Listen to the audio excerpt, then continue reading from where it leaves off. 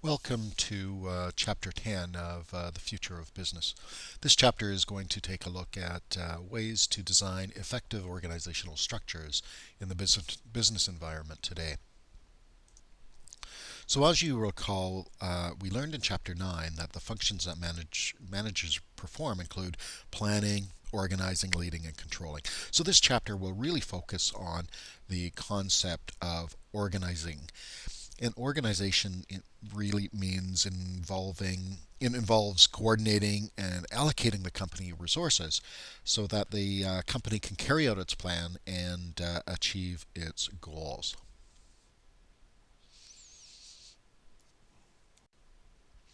So in this chapter, we'll take a look at some of the structural building blocks that some managers will use to design effective organizational structures. We'll take a look at some of the tools that companies use to establish relationships within their companies or their organizations.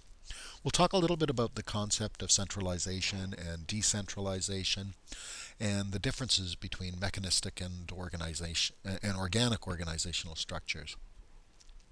We'll take a look at some of the more traditional org structures as well as some of the more contemporary structures that companies are using today. And we'll talk a little bit about why team-based organizational structures have become quite popular as well. We'll take a glance at what the informal organizational structure means and the importance of that to the performance of a company. And finally, we'll conclude by taking a look at some of the trends that are influencing the ways that businesses organize today.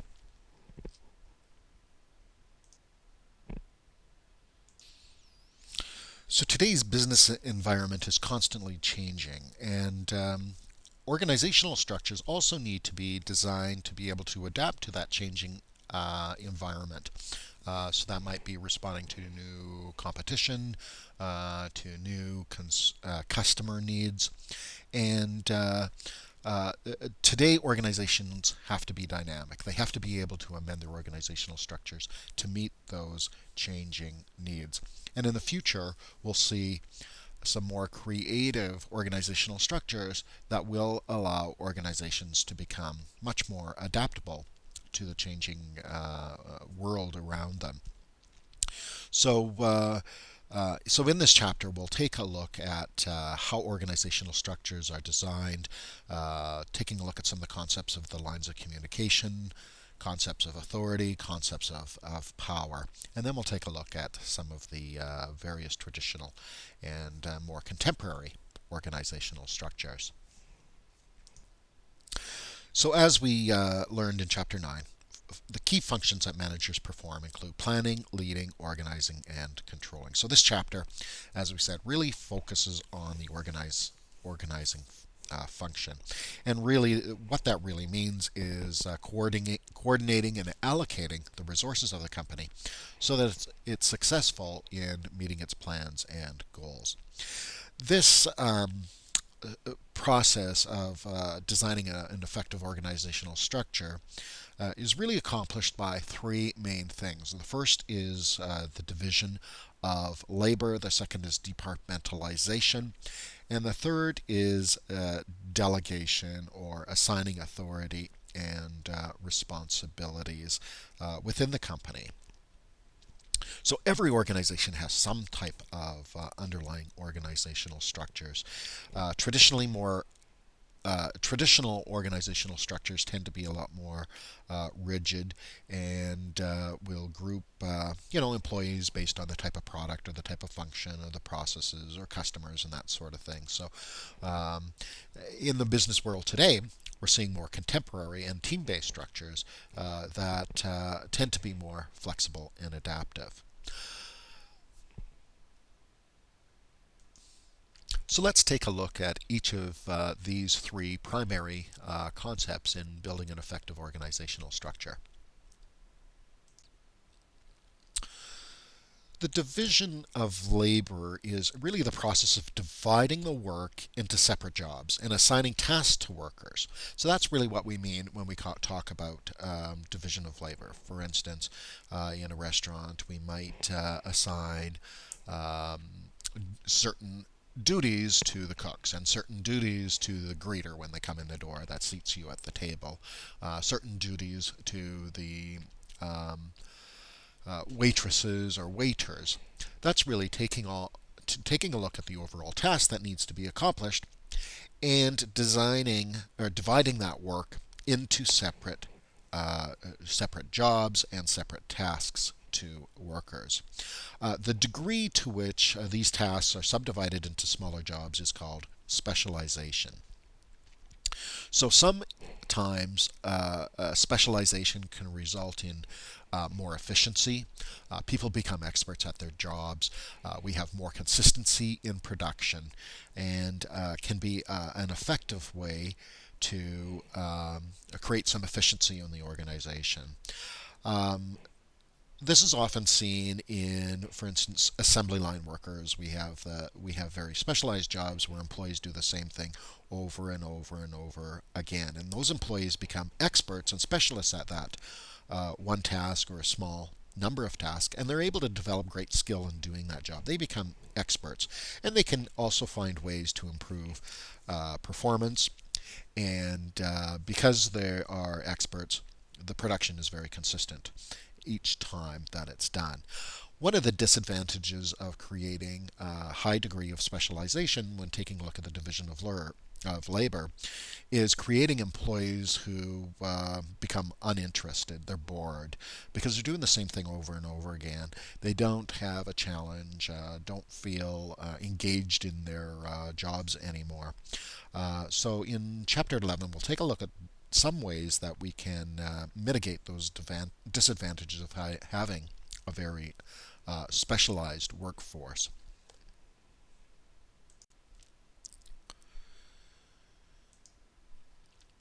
So once a company has defined all the work that needs to be done and divided that work into jobs and assigned specific tasks under the division of labor that we just talked about, managers then need to group the jobs together so similar or related or associated tasks can be coordinated. And this grouping of people and tasks and resources into some form of a unit is called departmentalization.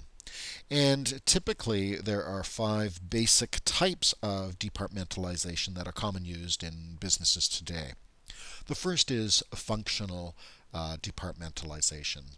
This groups employees and jobs by the primary functions that they do. For instance, in many organizations, we'll see a marketing department, a finance department, an HR department, production department, sales departments, and that sort of thing.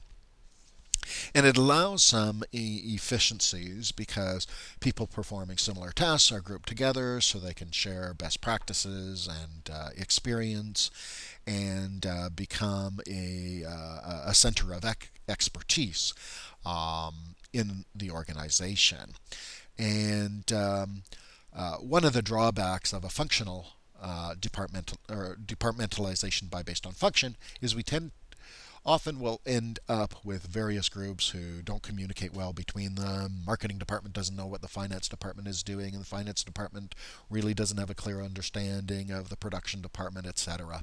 So we get these little groups, and without some strong, good management, we lose some of the coordination between those groups. So that's one of the disadvantages of functional departmentalization.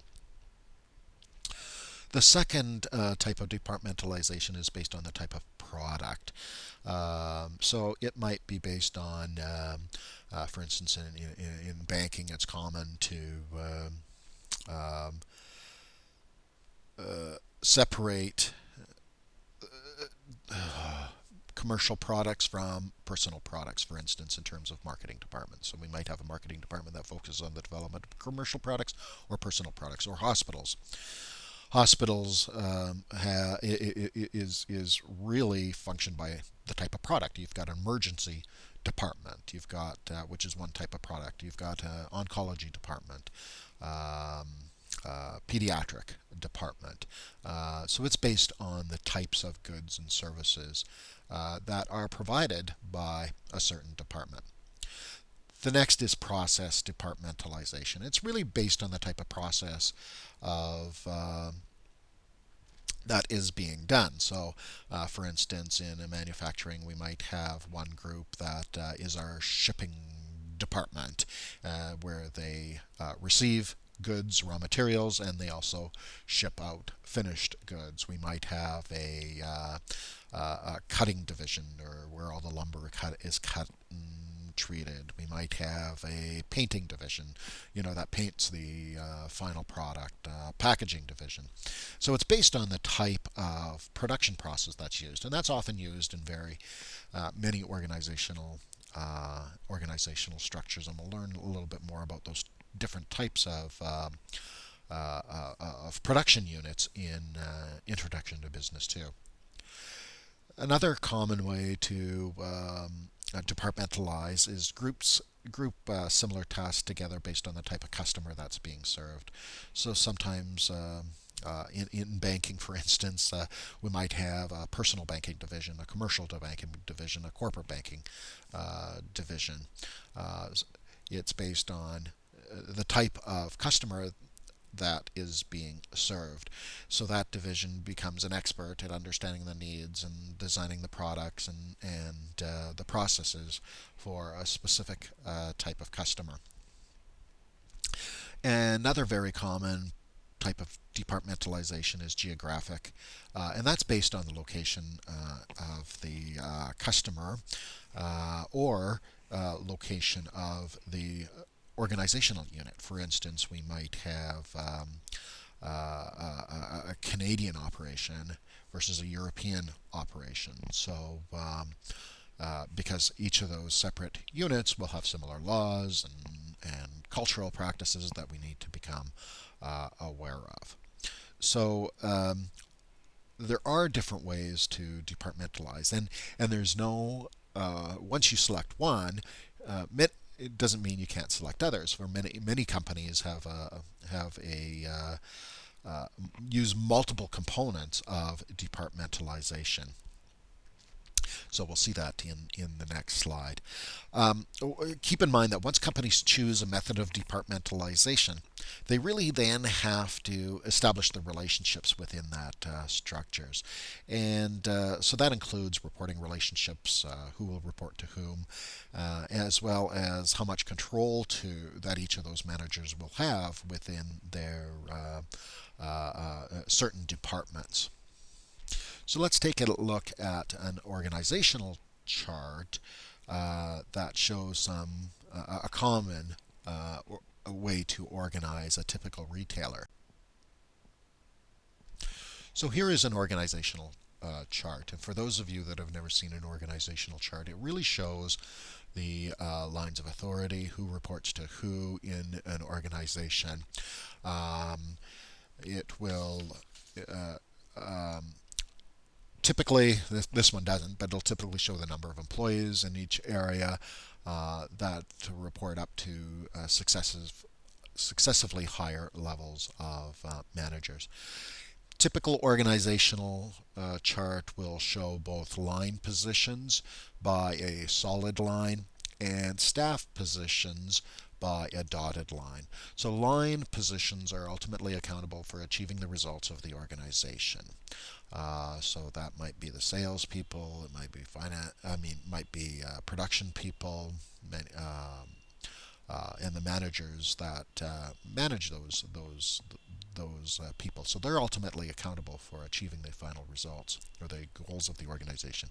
Staff positions are positions that provide support to the line positions. For instance, human resources, legal department, might be accounting department, might even be marketing department, provide support to all the line positions.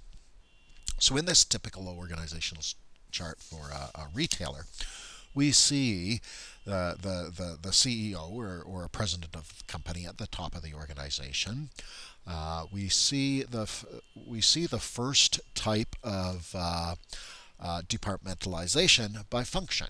We've got a finance department, we've got an operating department, we've got a chief information officer, we've got human resources department, and we've got legal counsel. So we've got both some line positions and some staff positions.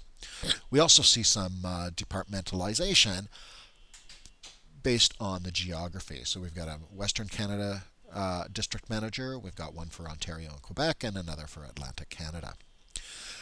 Then the next level of management is actually grouped by the type of customer that they serve. So we've got a children's department, women's department, and a men's department, where we have sales managers in charge of each of those. And finally, we have different, at the lowest level in the organization, workers that specialize based on the type of product, shoes versus clothing, accessories, etc.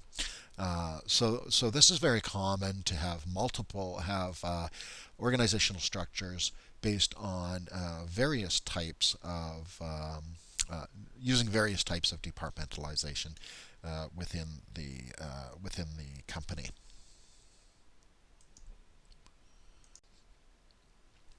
We've seen this management pyramid or management hierarchy in Chapter 9, where we learned about the different layers of management, so top management, middle management, and supervisory management.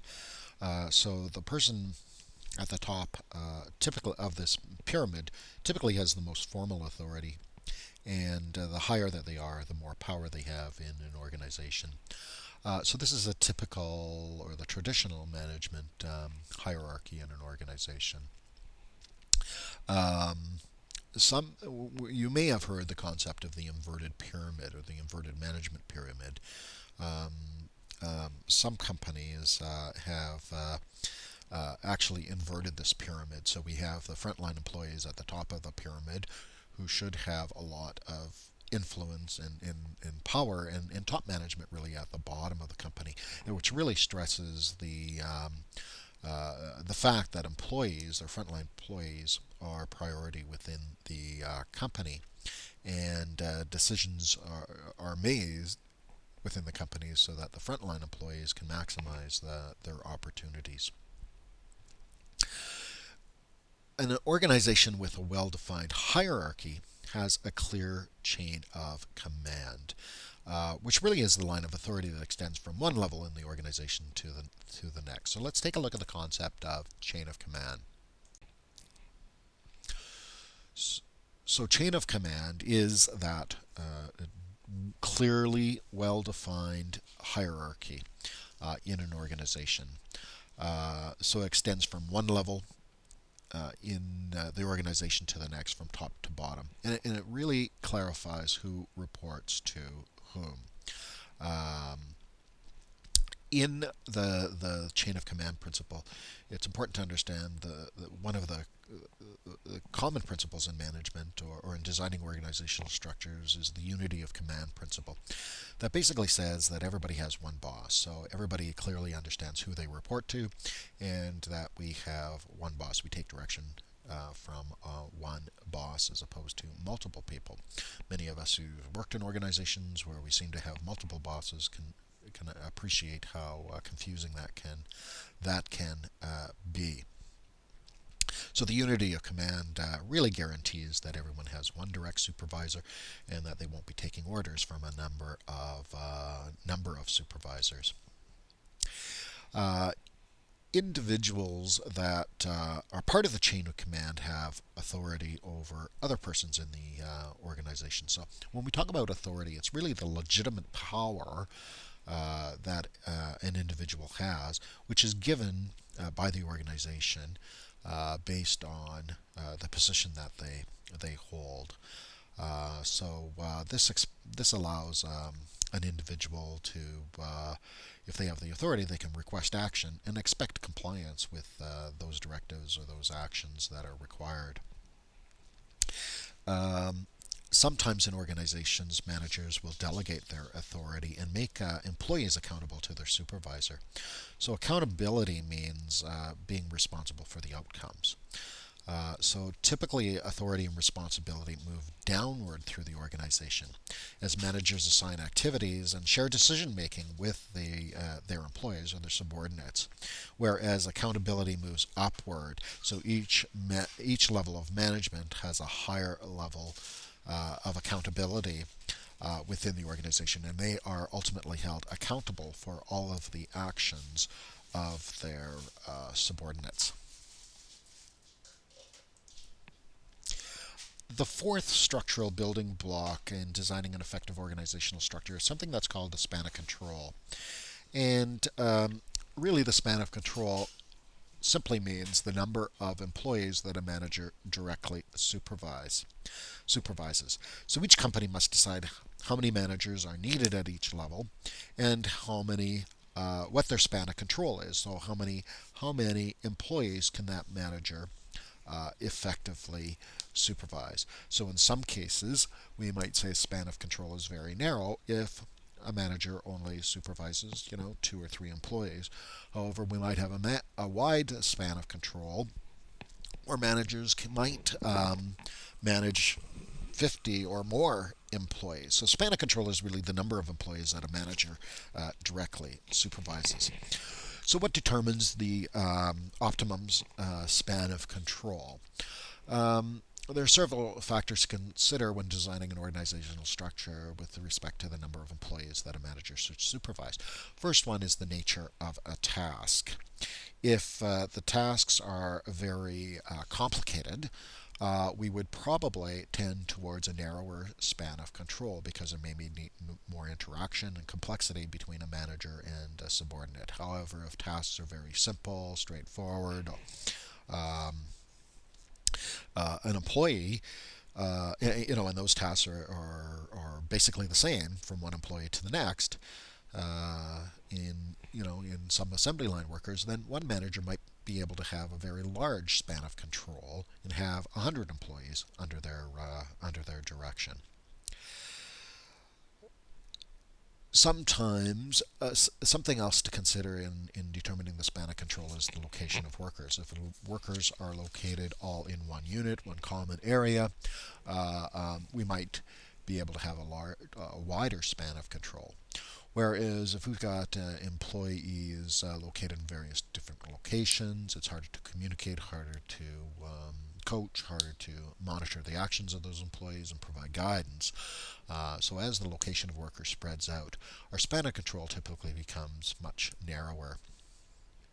We need to also consider the amount of interaction and feedback and skill levels of the employees. If there's a lot of interaction and feedback that is required, perhaps employees are lower skilled, so they may need more direction, then we might need to have a much narrower span of control versus employees who are really self-motivated, professionals at their job, understand their job, are able to do it without a lot of direct coaching and intervention. Then we might be able to have a much wider span of control. So think about those factors. The nature of the task, the location, the amount of interaction required, and the level of skill and motivation of the workers. But always keep in mind as well, the fifth element in the span of control is the ability of the manager to delegate responsibility. So if a manager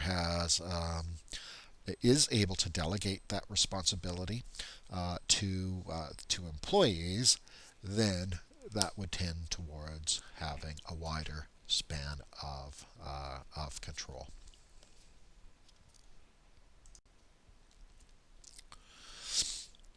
So taking a look at some of the advantages and disadvantages of narrow and wide spans of control. In a narrow span of control, the manager tends to have more control over the employees because there's greater opportunity to interact with them. We can become more familiar with each of the employees, their work habits, and can provide a lot closer supervision and provide immediate feedback. However, in a narrow span of control, you need more levels of management. It's much more costly.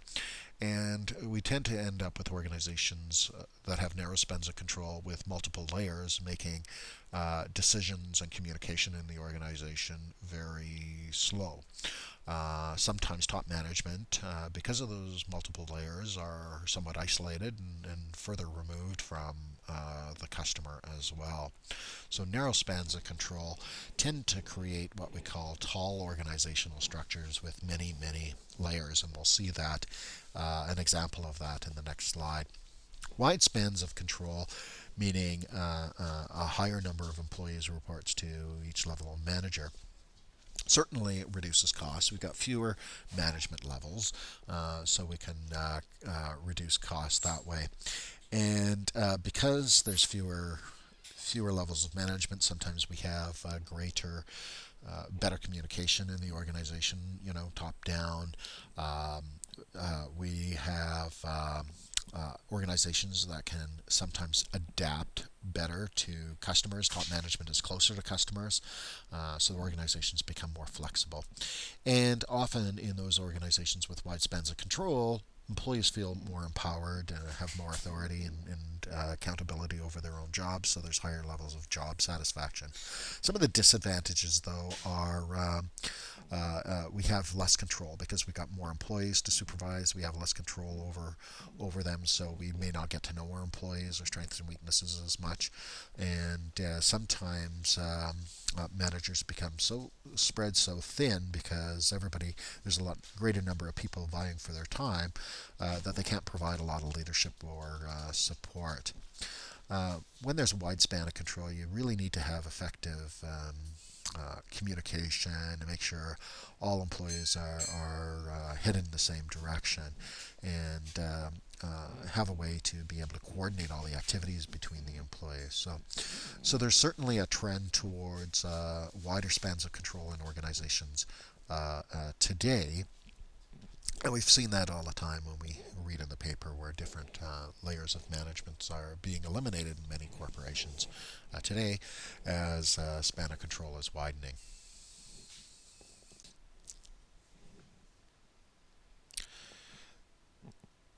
When we're designing an effective organization, one of the final components is to consider is the degree of centralization. So centralization really is the degree to which formal authority is concentrated in one area or one level of management. So in highly centralized organizations, typically the decision-making power and the authority is held with top management, and so they make the decisions and convey the answers or the required actions to lower and lower levels of management in the organization. Decentralization is the concept of pushing management decision-making authority right down the organizational structure. So pushing the decision-making power down further to the front line. And this is where we empower our frontline workers to actually make decisions that are more responsive to customers. So decentralization is usually required when we have very large organizations or you're operating in a very dynamic environment where you need to make very quick decisions, because centralized organizations with centralized decision making tend to be slower in making and communicating decisions. Decentralization is usually needed when managers are willing and able to share the power with their subordinates, and the employees are looking for more accountability and are able to handle that accountability. We've empowered our employees to make decisions, and are looking for more responsibility. Oftentimes, if we've got a company that's spread out geographically many locations, we'll want to also decentralize our decision-making authority so that we can adapt more quickly to the local markets. So companies will continue to grow and change, and they really need to evaluate their organizational structure to make sure that they are able to adapt to changing customer needs and changing needs in the business environments to remain effective and competitive. So now that we're familiar with the different ways to structure an organization, as a manager, you really need to decide which design will work best for your business, and what works well for one organization may not work at all for another. So we're going to take a look at two generic models of organizational design. Called mechanistic versus organic organizational structures. So in a mechanistic organizational structure, we tend to have a very high degree of job specialization with some very rigid departmentalization, so very clear departments defined within the organization, and many, many levels of management. And we end up with what we call tall organizational structures, and we'll see an exhibit of a tall organizational structure in a moment. In a mechanistic organization, we tend to have very narrow span of control, and we tend to have most of the decisions centralized with upper levels of management. And we tend to end up with a very long chain of command, many layers and levels within an organization. Versus an organic structure is exactly the opposite. We tend to have very low levels of job specialization. So employees are doing a wider range of tasks, typically with more authority, and have greater employers typically have greater skill sets. We have very loosely defined departments within the organization, and the organizational chart, if we were to take a look at it, and we will in a moment, tends to be very flat, so there's very few levels of management within the organization. Typically in organic organizational structures, each manager has a much wider span of control. They manage a larger number of employees, and we tend to have more decentralized or decision-making authority, so pushing down the decision-making authority to lower and lower levels of within the organization. And the chain of command tends to be very, very short in an organic organizational structure. So very few organizations are purely mechanistic or purely organic. Most will tend to be, lean towards one type or the other. So more mechanistic or more organic structures are based on sometimes the overall strategy, the size and types of technology that's used, as well as the stability of the external environment. For instance, if the company is very focused on controlling costs and needs to have very tight control over the actions of the employees, will tend to find more mechanistic organizational structures, whereas companies that perhaps are more creative and looking to develop new products or innovation will tend to be more organic in structure. Companies that tend to be larger tend to be more mechanistic in structure. For instance, typically government will tend to be more mechanistic and almost bureaucratic, where we have high jobs specialization, many levels of management, narrower spans of control, etc. And those companies tend to be very bureaucratic and slow to act and slower to move, whereas smaller companies tend to be more organic, fewer levels of management, greater empowerment to frontline employees. So we've got wider spans of control and decentralized decision-making power, and they tend to be more adaptive to changes.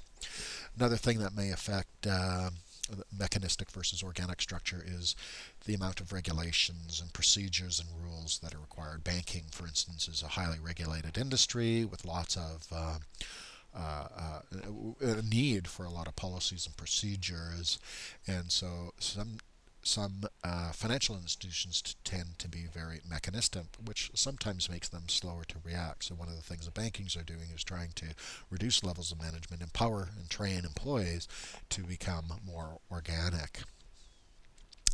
Um, so we need to consider, the external environment. If it's constantly changing, if it's a very complex environment, will tend to um, have that will affect the organizational structure as well.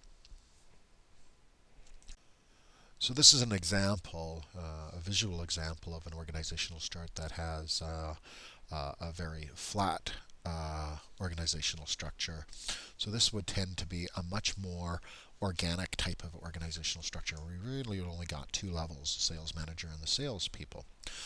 So it's very wide span of control, very few levels of management, and each of the employees in the organization will typically have greater decision-making power. So we've decentralized decision-making to lower and lower levels of management versus a more mechanistic structure which has a very narrow span of control, and we end up with a very tall organizational chart with larger numbers of levels in the organization, narrower spans of control. So choosing a mechanistic versus organic organizational structure will affect the organizational chart. So we've talked a little bit about the differences between line and line and staff functions. So in line organizations, there are very clear lines of authority and communication from the top managers downward,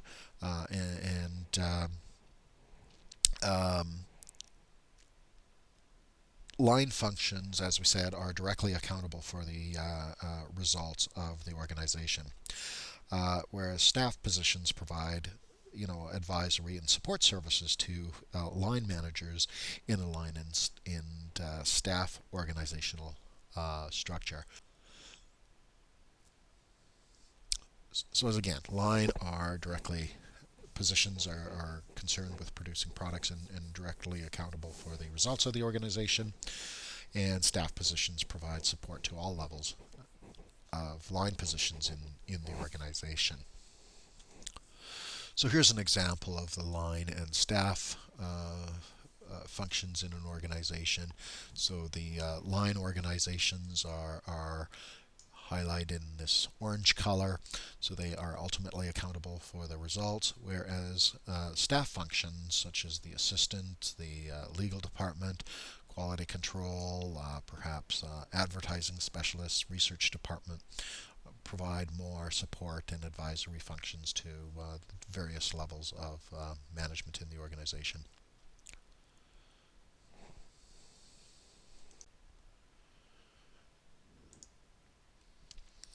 So although the more traditional forms of departmentalization still represent how many companies today organize their work, there are some more flexible, newer organizational structures that are used in conjunction with those traditional line organization or line and staff organizational structures in many organizations today, which is really an attempt to help employees better leverage the skills of their employees. So we'll take a look at two organizational structures or components of organizational structure that are often used. Those are the matrix structure and the committee.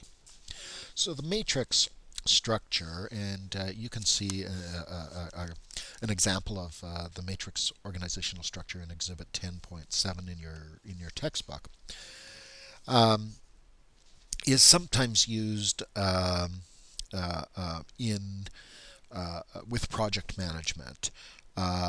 Essentially, this structure really combines two different forms of departmentalization, both one functional and then product.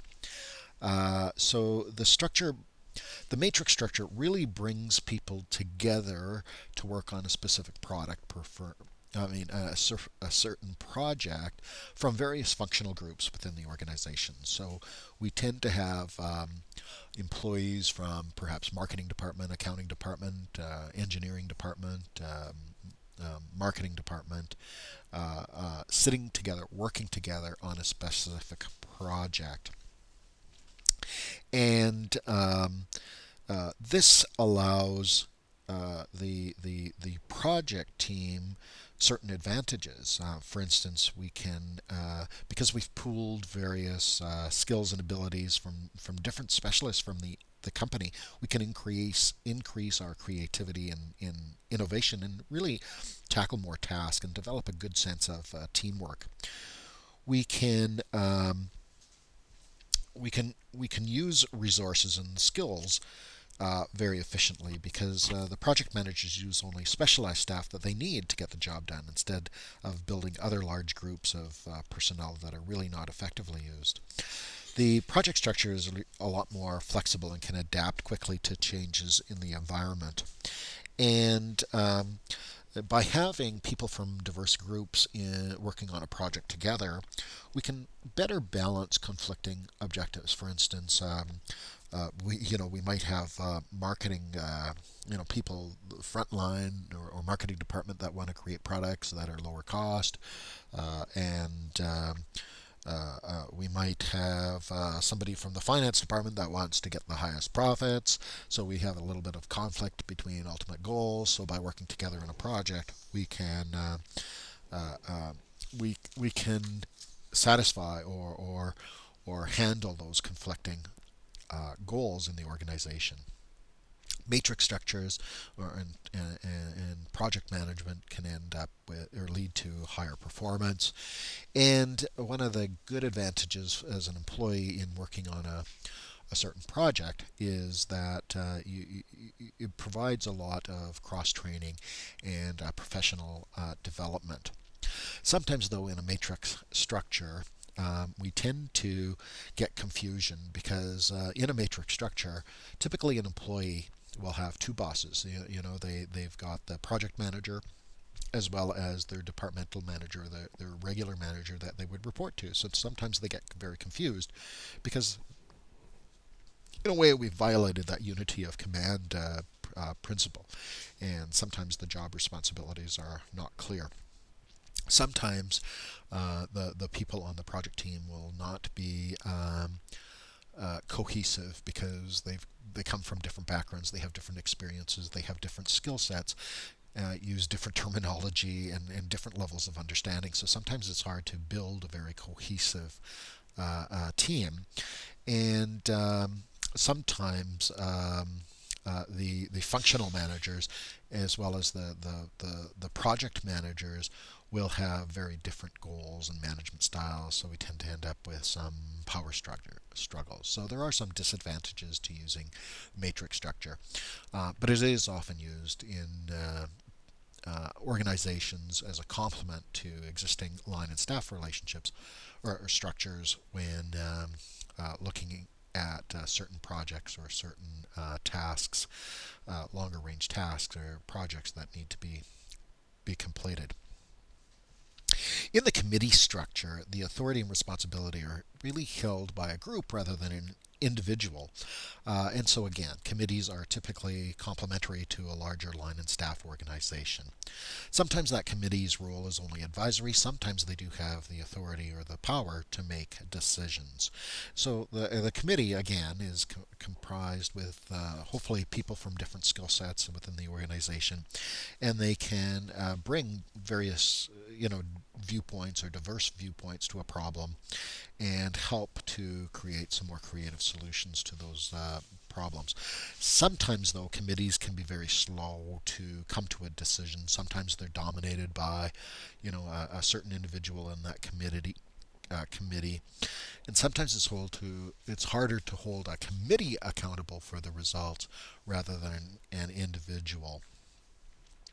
We've probably all participated in some committees of one way, shape, or another, and meetings can go on for long periods of time, and sometimes it seems we don't accomplish very much in those committees. So there are some drawbacks that we have to be aware of when designing committees to complement organizational structures.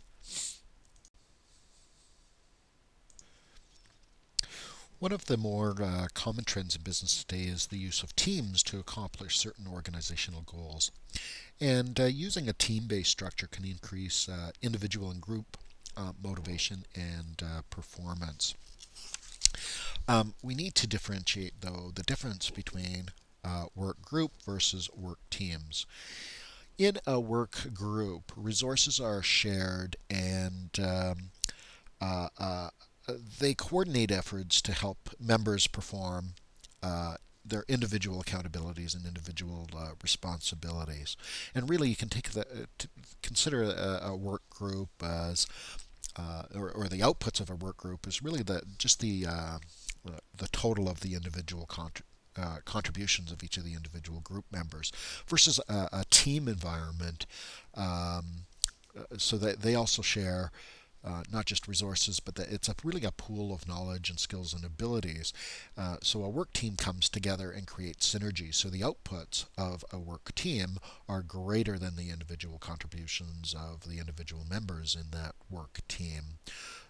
So it's really important to be able to create work teams, which can be a lot more effective and provide better decisions than simply a work group that is sharing resources. When designing an effective work team, managers really need to uh, bring together people who are committed to creating and developing that team concept and are more interested in the team results versus individual results. So group decision making and the use of group teams can be effective. It can certainly bring a lot more information and knowledge and various skill sets to the decision making process. A variety of diverse perspectives can generate greater solutions, um, and often will result in higher quality decision making. Because the team has come up with the concept or the idea, it's more readily accepted by other people within the organization as well. However, teams typically take longer time periods to make decisions. Sometimes we see the teams being dominated by one or two charismatic or very skilled employees, and sometimes teams will lack accountability because it's difficult to assign responsibility for the outcomes to any one individual, so it gets blamed on the team decision making. Sometimes with a team, we end up with a kind of group think. So everybody, after working together for a while, tends to think very much the same, and we start to break down as a team and don't become as efficient and creative in the decisions that we are making. There are different types of teams that we can create. For instance, a problem-solving team are teams that typically are made up with individuals from the same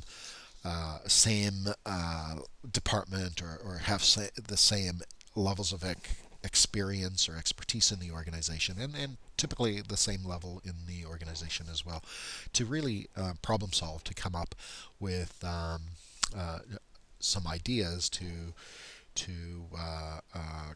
resolve the problems or address the issues that are at hand. Sometimes a problem-solving team will make final decisions, but often they will provide recommendations for a course of action that must be adopted by some level of management. A problem-solving team can be effective in generating ideas and solutions. A self-managed team goes beyond that of a problem-solving team in that the self-managed teams become highly autonomous. They're responsible for setting their own goals and objectives and monitoring performance to those goals. So they take on a lot more responsibility and accountability, and work together without a lot of formal supervision to plan and select alternatives and ultimately evaluate their own performance. Cross-functional teams typically are teams made up of employees from the same level in the organization but different functional areas. So we might bring in people from, accounting department and marketing department and that sort of thing. So we end up with a cross-functional team to bring diverse opinions. And often this is used to solve a common problem or complete a very specific project. So bringing together those different perspectives can tend to result in higher or better quality decisions in the organization as well. But whenever managers bring people together to work in teams, we have to be aware, or we have to do it properly. We need to select the appropriate employees for the team. Typically, those are employees who look out for the good of the organization or good of the team, as opposed to looking out for themselves. So, important to bring the right people into that team. The team members that are selected to work together should have a very wide variety of skills. So having diverse skills can increase the effectiveness of the team. So bring in members with different skill sets so that the team as a whole has a very good skill set from all areas in the organization. Teams need to have very clearly defined goals, so each one needs to understand what the team's goal is and ways to evaluate the team's results. We need to have some very effective communication and in the team, and as well, the team needs to have some good feedback on a regular basis. Great teams typically have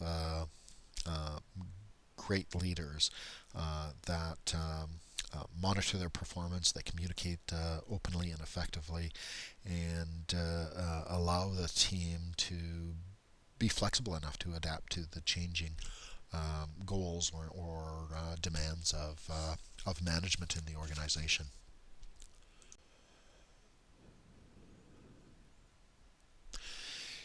It's important to understand the informal organizational structure that develops in an organization. The formal organizational structure is pretty much what we've been talking about in this chapter. It's the clear lines of authority and accountability in the organization.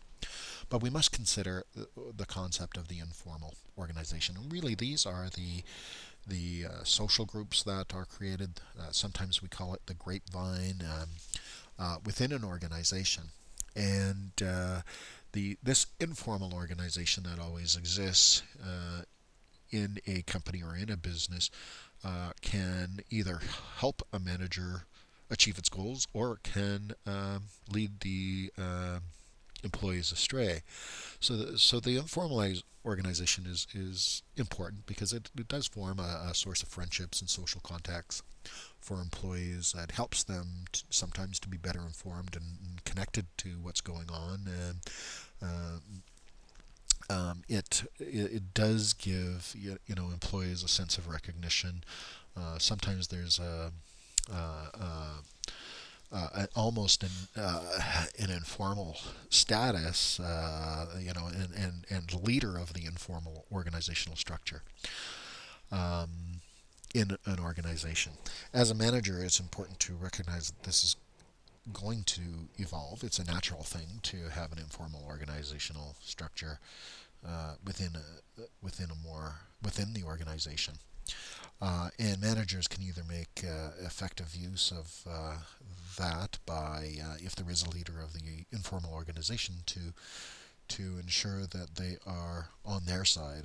In my workspace, we've got one employee who definitely is the informal leader, and by having that individual going in the same direction as I'm trying to lead the team can be very positive for my work unit or my work team. So keep in mind that there is going to be that informal organization.